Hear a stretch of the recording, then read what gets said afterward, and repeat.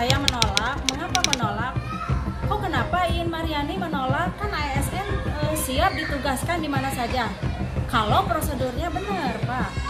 Kalau misalnya saya tidak merasa bersalah, kemudian saya tidak merasa diajukan oleh Pak Pengawas, Pak Kodik, dan semua unsur yang ada di bawah. Kemudian kalau biasanya selama saya jadi kepala sekolah, kalau kita akan pindah misalnya mutasi ke SD Anu, nah kita berbuk diungan si A ke ini cocoknya, si A ke ini cocoknya, bisa berdasar zonasi atau bisa berdasarkan prestasi gitu ya. Nah ini sekonyong-konyong saya ditugaskan, bukan ditugaskan, harus menerima undangan pelantikan kepala sekolah yang notabene saya tidak tahu dan baru tahu itu pada malam Jumat yang besoknya tanggal 14 akan ada pelantikan gitu Pak. Jadi saya jelas tidak menerima karena menurut saya tidak sesuai dengan prosedur ya, tahapan-tahapan dilalui semua. Dan kita juga yang akan dilantik tahu Pak, kita mau ke SD mana, kita dengan siapa. Misalnya kalau suite ya, misalnya suite saya misalnya ke SDA, dari SDA ke B, kita kan udah tahu ini kan ada pemberitahuan ya. Kemudian dari ajuan dari atasan kita, terutama yang ada di kecamatan, ini kan saya tidak tahu Pak, istilahnya saya didolimin Pak. Ini kan mana saya usia tinggal 7 bulan lagi mau pensiun. Kalau penghargaan ya sebaiknya kita kasih penghargaan pada kami yang sudah mau pensiun. Terus kalau hukuman saya salahnya apa? Kok saya langsung dipindah ke dimutasi ya? Dimutasi ke tempat beliau yang mau menggantikan ke sini.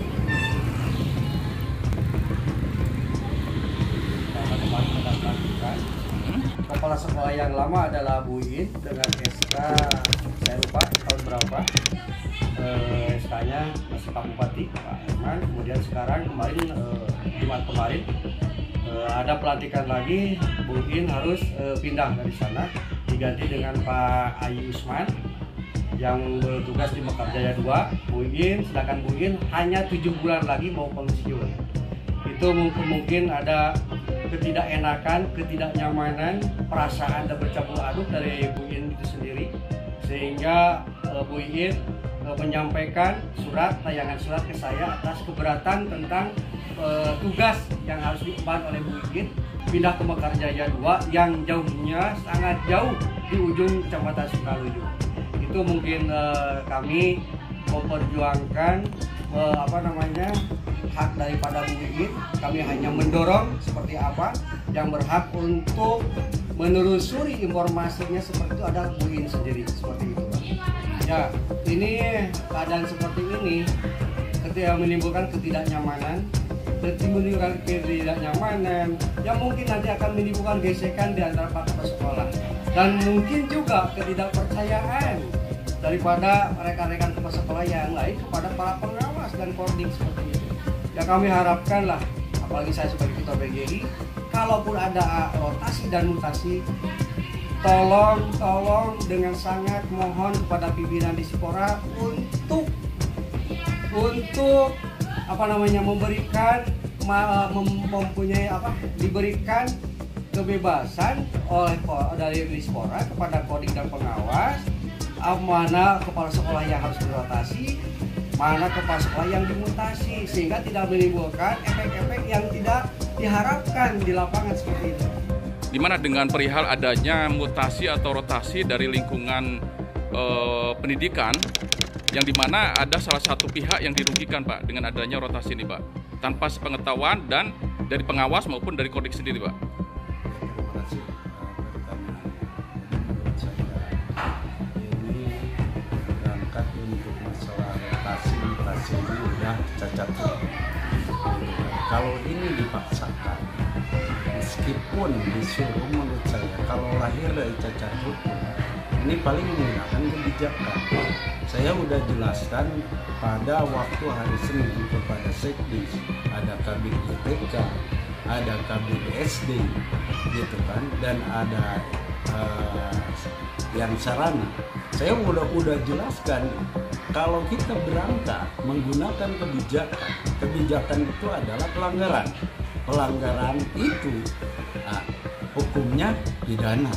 Jadi saya enggak mengharapkan ini dipaksakan untuk terjadi. SK ini harus ditinjau kembali karena ini tidak sesuai dengan prosedur yang seharusnya terjadi.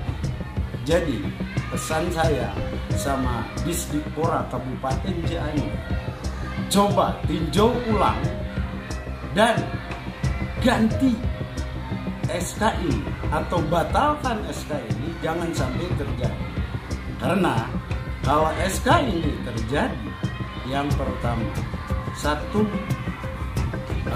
KS Sinang Raja III, Ibu Hajariin Mariani itu merasa terzolimi, ya, merasa disakiti.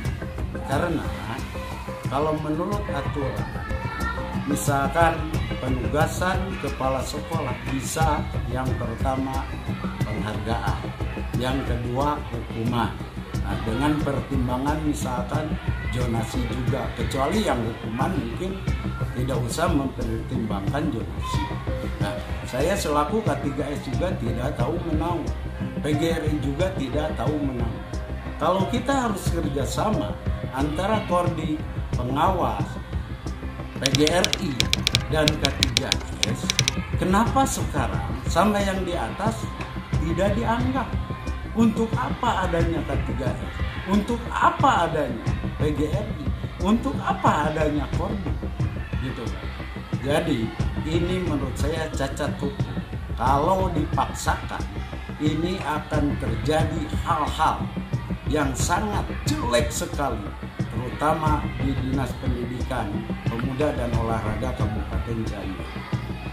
Saya pesan, SK ini batalkan. Saya pesan, SK ini batal. Saya pesan, SK ini batal. 3 kali saya berbicara. Ini warning kepada pejabat-pejabat. Jangan sampai asal menerima sepihak tanpa pertimbangan dari bawah, sehingga terjadi hal-hal yang tidak diinginkan dan bahkan akan merugikan Disdikpora dan Bupati itu sendiri. Jadi menurut saya, kalau SK ini dipaksakan untuk terjadi, berarti mulai dari Bupati sampai ke bawah dan rekan-rekan kepala sekolah.